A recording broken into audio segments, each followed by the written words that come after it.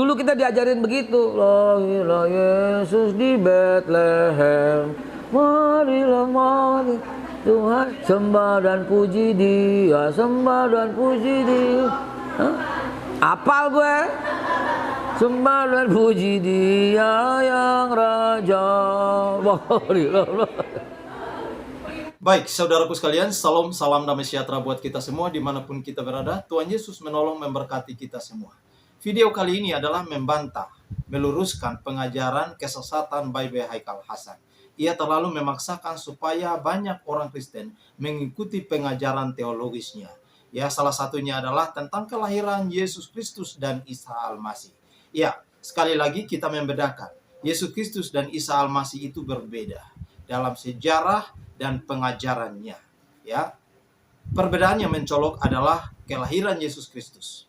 Isa Al-Masih dilahirkan di Jeriko di bawah pohon kurma, sedangkan Yesus Kristus menurut kitab suci Alkitab Lukas pasal 2 ayat 1-20, Yesus dilahirkan di Bethlehem di kandang domba.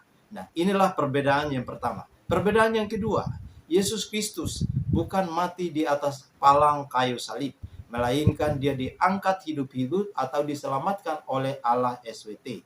Sedangkan iman Kristen percaya bahwa Yesus mati di atas kayu salib dan bangkit pada hari yang ketiga menebus dosa umat manusia. Ya, mari kita simak sama-sama teman-teman semua. Gitu loh. Jadi ngapain kita Ini adalah jawab-jawabkan itu tuh penjelasan kadang Elia Miron terlalu terkait semangat dengan menggembur-gemburkan perbedaan semangat teologis, sejarah dan tapi teologis, mengabaikan yaitu sejarah. Yesus dan Itu iman Isa yang Al-Masih. Memang apa urusannya Kemudian kalau ada B.B. kurma Haikal atau tidak ada harus pohon ia kurma di Bethlehem? membantah, tetapi kali ini ia membantah dengan Quran bilang di caranya, Jericho, yaitu Mas. mengancam Nggak ada hubungannya sama Elia Bethlehem. Miron. Ia mengatakan bahwa Ngawur tuh anak. jika Kalau ia ketemu ketemu saya, gua Elia lalap tuh Miron, anak, bener. ia akan dilalap sampai habis. Gue lalap Wow. beneran tuh anak. Nggak ngerti apa-apa tentang Kristen, ngaku kita orang Kristen. Tanya dia udah pernah baca Injil sampai habis belum, tanya. Ya, sekalipun Aduh, B.B. saya. Haikal Sejak ini SMP menurut sudah saya hatam Injil. ia membantah Yang bilang Yesus atau lahir di mengomentari sesuai dengan adalah cerita perspektif Konstantin. imannya sendiri, Cerita sesuai Paulus. dengan kitab sucinya Ada kayak sendiri. nggak ada. Kenapa? Karena Tetapi Bethlehem bukan tempat tidak boleh lahir juga Yesus. ia memaksakan supaya orang Kristen harus mengikuti Dulu kita diajarin pandangan begitu. teologisnya. Nah, inilah yang menurut saya tidak sesuai dan tidak paham, karena orang Kristen pasti tidak akan mengakui pandangan teologisnya B.B. Haikal Hasan sekalipun ia mengutip ayat-ayat Injil. Ya, kemungkinan satu alasannya adalah untuk meyakinkan orang Kristen supaya mengikuti pandangan teologisnya. Mengingatkan masa jahiliyah. Tetapi saya kan senang lagu yang dibuat, B.B. Haikal yang Hasan digubah. kali ini ya Dari sudah surat merayakan Paulus. Natal dengan menyanyikan, ya, Quran menyanyikan nggak bilang lagu gitu. Natal. Quran bilang di Jericho, Ini Mas. sangat luar biasa, Nggak ada teman-teman. hubungannya sama Bethlehem. Ngawur tuh anak. Kalau ketemu saya, gue lalap itu anak, bener. B.B. Haikal harus mengatakan Gua bahwa lalap dirinya beneran tuh sudah anak. hatam Nggak ngerti kitab apa-apa Injil tentang Kristen, dari ngaku Matius, cerita orang Markus, Kristen. Lukas, dan Yohanes. Tanya dia udah pernah Apakah baca Injil sampai ia habis belum, tanya. masih aja salah-salah Aduh, saya. mengutip Sejak ayat-ayat SMP kitab sudah hatam Injil? Injil. Ngakunya Bukan sudah hafal ya, hatam. Sejak SMP. Ya, teman-teman, mengapa saya mengatakan bahwa B.B. Haikal Hasan itu sesat? Karena menurut iman Kristen tidak akan mengakui apa yang disampaikan oleh B.B. Haikal Hasan. Itu adalah perspektif teologis menurut kitab suci Al-Quran. Karena menurut iman Kristen, ayat Alkitab yang mengajarkan kepada kita bahwa Yesus bukan dilahirkan di kota Jericho, di bawah pohon kurma, tetapi Yesus dilahirkan di Bethlehem, yaitu di kandang domba, berdasarkan Lukas pasal 2 ayat 1 sampai ke 20. Nah, teman-teman, saya akan bacakan ayat ini.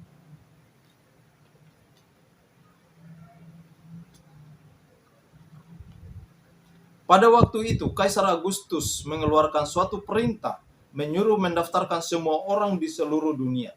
Inilah pendaftaran yang pertama kali dilakukan, diadakan sewaktu Quirinius menjadi wali negeri di Syria. Maka pergilah semua orang mendaftarkan diri masing-masing di kotanya sendiri.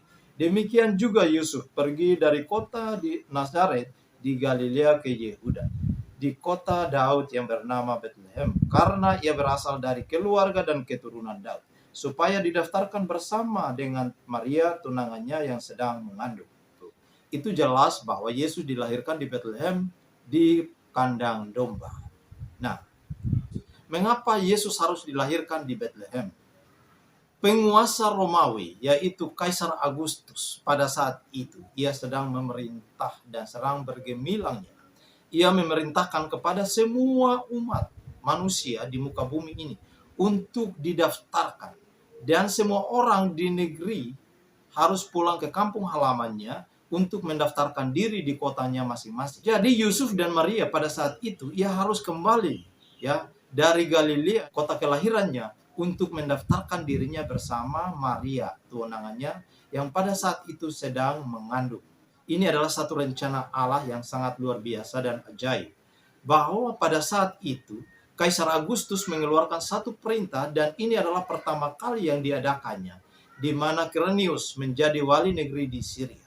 Jelas di sini bahwa ada rencana Allah yang begitu besar bagi kehidupan umat manusia di muka bumi ini. Bahwa akan lahir seorang anak darah dan dia akan dibungkus dengan lampin dan dibaringkan di palungan, yaitu Yesus Kristus. Yesus Kristus sudah dinubuatkan di dalam kitab Perjanjian Lama, yaitu di kitab Mika pasal 5 ayat yang kedua, bahwa Bethlehem akan menjadi tempat kelahiran Sang Mesias, Sang Raja orang Yahudi itu. Jadi inilah merupakan bantahan saya terkait dengan pengajaran BBI Haikal Hasan. Karena ia menjelaskan dengan perspektif kitab sucinya sendiri, tetapi juga kita harus membaca dengan perspektif ayat Alkitab.